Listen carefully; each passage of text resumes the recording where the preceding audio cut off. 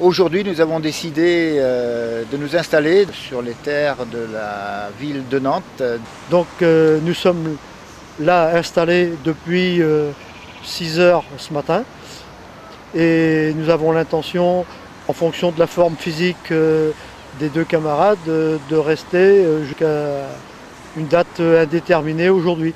Nous avons toujours voulu débattre de ce projet et des propositions alternatives que nous faisions à ce projet, avec les représentants des élus de Nantes. Et jusqu'ici, nous avons toujours eu un refus. Nous supportons de plus en plus mal les pressions de forces de police sur le territoire, mais aussi les pressions psychologiques contre les exploitants agricoles, contre les habitants et contre les petits propriétaires. Et de là, nous avons pris cette décision-là de lancer une grève de la faim pour de nouveau demander à ce qu'on puisse arriver à débattre de ce dossier-là. Notre exploitation serait détruite si le projet d'aéroport venait à se réaliser. Donc nous sommes aujourd'hui à Nantes, nous sommes venus envahir modestement, mais être présents au cœur de Nantes et nous comptons y rester. Nous sommes venus avec notre outil de travail, des tracteurs, avec des animaux pour pâturer dans Nantes, pour balancer le fait que Nantes, par le développement de son aéroport, veut venir coloniser les terres de Notre-Dame-des-Landes par exemple. Alors pourquoi cette action maintenant? Il y a deux raisons. La première, je dirais que du point de vue des agriculteurs, nous sommes dans l'urgence puisque les mécanismes de l'expropriation sont en route.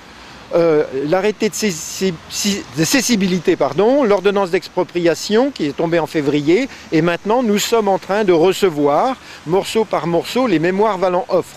C'est-à-dire que les terres ne sont plus à nous, la seule question est de discuter combien elles valent et combien on nous donne pour partir. Mais donc le mécanisme est en place et logiquement à la fin de l'année nous devrions quitter les lieux. Donc voilà, nous ne voulons pas quitter puisque nous ne voulons pas de cet aéroport et ce serait trop triste aussi de quitter les lieux si d'autres recours juridiques aboutissaient. Il n'est pas impossible d'imaginer que dans un an, un recours juridique annule le projet et si nous avons quitté les terres de Notre-Dame, il n'y aura plus simplement que des agrandissements, mais l'emploi agricole sera détruit. Nous n'acceptons pas de quitter le territoire à la fin de 2012 et d'autant plus que les recours contre ce projet n'ont pas abouti pour l'instant, mais ne sont pas jugés et que nous n'avons pas fini non plus avec ce genre de recours puisqu'il y en aura d'autres à venir.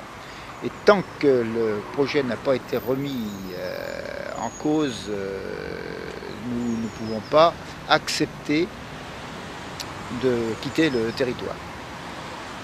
Et nous demandons l'abrogation de la déclaration d'utilité publique. Il ne vous échappera pas que ça correspond au moment des élections.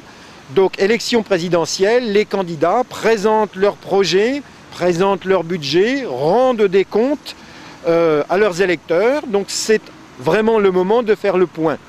Et je crois qu'on peut dire maintenant que Notre-Dame-des-Landes, c'est un débat national, ce n'est pas juste un petit projet dans une région. Et donc ça doit participer au débat national et c'est en fait très peu repris. Nous sommes adressés à tous les candidats.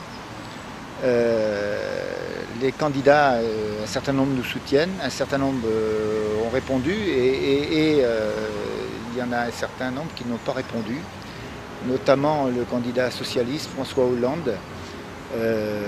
Bien qu'il nous ait fait recevoir il y a 8 jours à Rennes par M. Ries, donc sénateur du Bas-Rhin et maire de Strasbourg, que l'on remercie d'ailleurs de nous avoir reçus. Nous n'avons toujours pas de réponse, si ce n'est que l'aéroport se fera.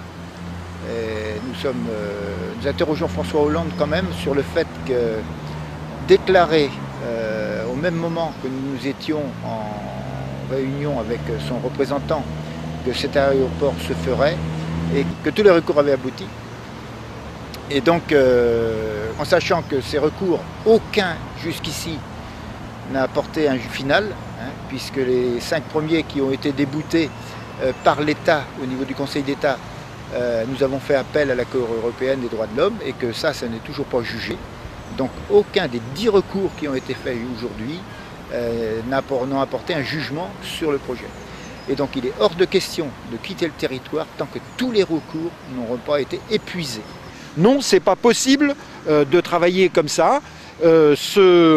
L'ensemble des éléments de ce débat-là doit être mis sur la table à l'occasion des présidentielles. Pour nous, notre rôle à nous, en tant que comité de soutien, c'est de faire vivre cette résistance à ce projet par de l'animation autour des 2 grévistes, en faisant venir nos réseaux.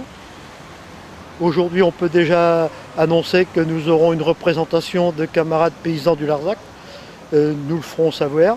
Et tout à l'heure, c'était des représentants du bureau politique de Bérou, du Modem, qui nous ont assuré de leur soutien et qui passeront demain l'après-midi. Donc nous espérons de la même manière avec d'autres associations, avec d'autres personnalités importantes qui nous soutiennent, d'avoir des présences ici et de faire vivre la résistance au quotidien de nos 2 camarades résistants.